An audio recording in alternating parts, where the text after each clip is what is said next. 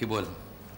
Terima kasih Yang Berhormat Datuk Speaker. Izinkan sebelum saya memberi ucapan, saya ingin mengulas sikit tentang ucapan tadi Yang Berhormat dari Ringgit. Yang berhormat dari Ringgit mengatakan Yang Berhormat berasa khawatir rakyat tidak bersatu padu. Saya ingin mengatakan tiada masalah dengan rakyat. Ada masalah adalah pemimpin masing-masing.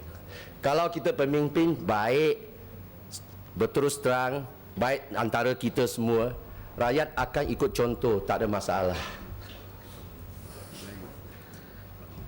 Dengan izin, terima kasih kerana memberi peluang kepada saya untuk membahas atas bajet 2009.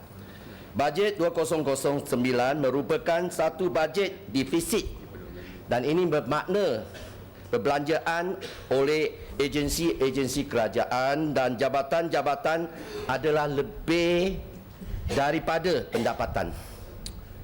Justru itu, kami semua sedia maklum bahawa peruntukan-peruntukan yang diberikan kepada jabatan serta agensi-agensi kerajaan merupakan hasil kutipan daripada rakyat. Saya ingin menyeru ketua-ketua jabatan berkenaan harus merancang perbelanjaan dulu secara jimat-jemat supaya pembaziran tidak berlaku. Tolong jangan membazir. Jabatan-jabatan yang mendapat peruntukan haruslah menjalankan tugas dengan lebih sempurna. Projek-projek hendaklah dijalankan dengan baik sampai satu tahap yang rakyat boleh terima. Banyak projek-projek telah tergendala ataupun tidak memuaskan. Saya berharap jabatan-jabatan yang berkaitan dapat membantu saya untuk menyelesaikan masalah rakyat jelata. Saya minta pihak polis, masalah kes ragut berlaku di seluruh negeri Johor. Kes ragut sering berlaku di kawasan Keluang juga. Surat khabar baru-baru ini 26 hari bulan September ini, Oriental Daily, surat khabar Cina, kata satu hari 4 kejadian kes ragut di Keluang, menjadi serius. Teruk benar. Untuk maklumat Dewan ini, isteri saya sendiri pernah kena ragut 3 kali. Kami ada buat laporan polis 3 kali juga, tapi tak ada. Sampai sekarang sudah 2-3 tahun, 4 tahun, tak ada apa-apa dipanggil, tidak dipanggil oleh polis, tak ada jawapan. Bekas YB Eng Kim Lai, maklumlah, kerani dia sendiri juga diragut depan pejabat dia. Dikurang lagi seorang tua, perempuan tua, diragut dekat jalan taman itu Kampung Payah. Lepas tu jatuh, cera parah. Semua kesian. Kami semua sedia maklum. Reporter surat khabar Cina diragut, lepas tu jatuh, lepas tu mati. Kemudian dia meninggal dunia baru-baru ini, tak berapa tahun, setahun 2 tahun yang lalu. Ini kes ragut memang suatu teruk. Saya nak ada buat satu cadangan. Kalau disetujui oleh pihak polis, tengok boleh jalan, dapat tak? Polis wanita kalau boleh menyamar sebagai kerani ke apa, jalan di tempat berjalan kaki dengan handbag. Lepas tu di tempat kejadian yang sering berlaku, lepas tu polis yang lain boleh buat blok serbuan.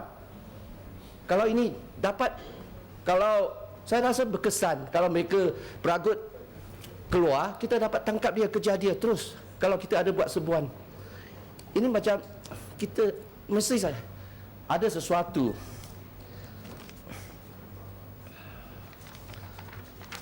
Tidak boleh hanya terima laporan, lepas tu peragut lari baru pergi cari, itu lambat. Kita nak tangkap dia serta-merta, on the spot, dengan izin.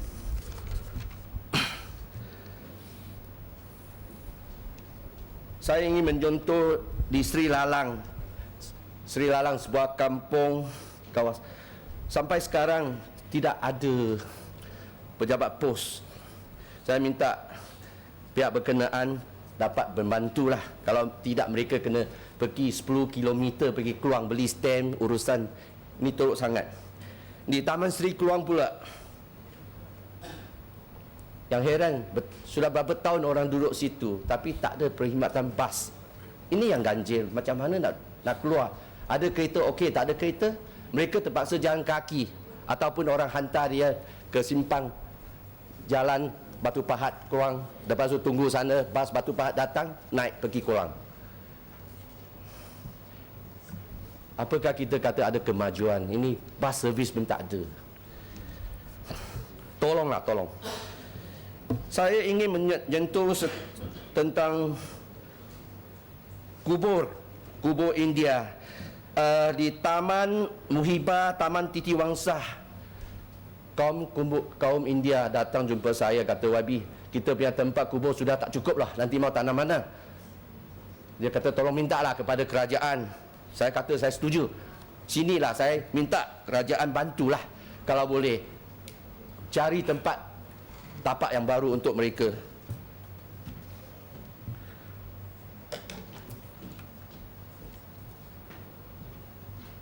Satu dia masalah banjir. Saya tadi sudah sentuh masalah banjir di seluruh Keluang, seluruh Johor. Masalah banjir di Keluang Wujud, terutama di kawasan Melayu, di Jalan Sawi. Lepas tu di Kampung Tengah, orang Melayu juga. Orang Melayu banyak yang kena. Saya bukan cakap apa, Cina juga ada, tapi kebanyakan Melayu di kawasan yang rendah. Mereka mengadu kepada saya, kata sudah 30 tahun, tolong.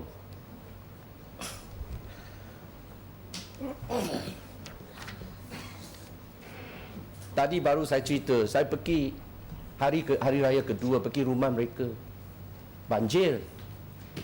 Itu yang heran. Saya rasa mungkin sesuatu tindakan boleh dibuat. Saya tidak mahu ulangi, tapi dengan ini soal banjir ini, saya takut kalau soal banjir di Johor kalau tidak diperbaiki, saya rasa akan mengganggu, mungkin akan mengganggu projek Iskandar Shah. Sebab orang datang melabur, nanti ada kilang apa banjir, siapa nak datang? Itu sorry dah, saya bukan nak cakap apa, saya minta boleh selesaikan perkara ini supaya projek kita jalan, Iskandar Shah berjaya.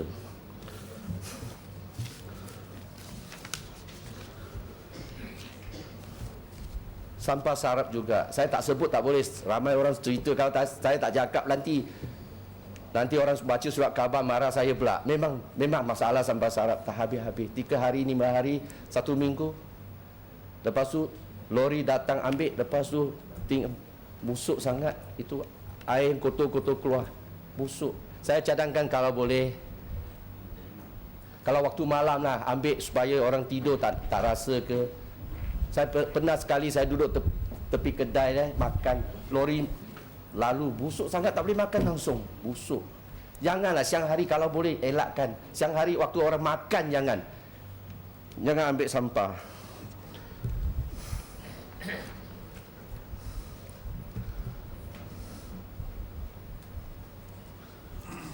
Saya ingin menyentuh penghuni di Kampung Gunung Nambak yang baru-baru ini. Memang mereka masuk surat khabar bising sebab kata tanah mereka, kerajaan suruh dia keluar, serah balik. Lepas tu tak tahu dapat tak dapat. Saya pun tahulah mereka duduk sana berapa tahun, 30 tahun sejak nenek moyang mereka lagi. Tolonglah kerajaan kalau boleh bagi mereka lah, tak kira siapa pun, ada Melayu, Cina, bagi mereka saja.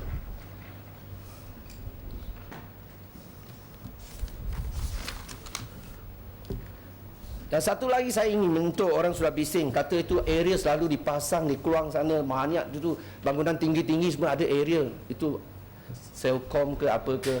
Itu bahaya untuk kesihatan. Saya sendiri tak pasti, tapi saya percayalah kalau kita tangan ke pergi TV pun macam ada current. Ini kan saya takut nanti mengganggu kesihatan kita. Kalau boleh, saya ada buat satu cadangan, kita kalau bolehlah memindah itu tempat ini, lokasi ini ke kawasan luar bandar supaya tak ada orang duduk kebun, ada kebun sesiapa ke. Di Yong Ping memang ada, Yong Ping macam ada dia Selcom di luar bandar. Bukan Yong Ping Town, bukan bandar Yong Ping, tapi ada lebih jauh sikit. Dalam hutan lah ya Maman? Bukan hutan, kebun dah. Kebun dah, Datuk Speaker. Akhir sekali saya secara cepatlah. Di Kluang sebuah tokong dewa Chu Yong Ya, ini memang ganjil-ganjil sikit Datuk, tapi tak apalah.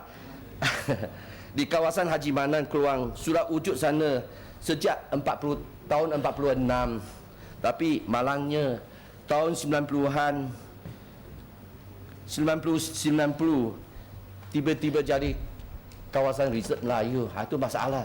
Sudah ada situ macam mana. Saya harap kalau bolehlah, walaupun tempat riset Melayu, kalau itu bangunan sudah ada, tokoh orang sudah sembahyang, ini culture kita, jangan menyakiti rakyat sana lah. Kalau ini wujud kuih ke apa ke, saya pun cerita sama. Saya tak ada apa, saya tak ada bangsa, tak ada. Ini memang satu kenyataan. Tolong kalau boleh kita, walaupun itu riset Melayu, keluarkan satu lot sana, kita luluskan itu, biar mereka teruskan mengikuti upacara mereka. Kalau nak suruh dia pindah, nak pindah ke mana? Kalau pindah tempat lain, penganut lain pula kena cari yang baru. Jadi itu masalah-masalah inilah. Saya secara ringkas saja sebab untuk menjimatkan masa. Akhir kata, sebagai ahli politik, kita bertanggungjawab menjaga kepentingan rakyat, memberi bantuan kepada mereka jika perlu, menyelesaikan masalah mereka dengan seberapa segera.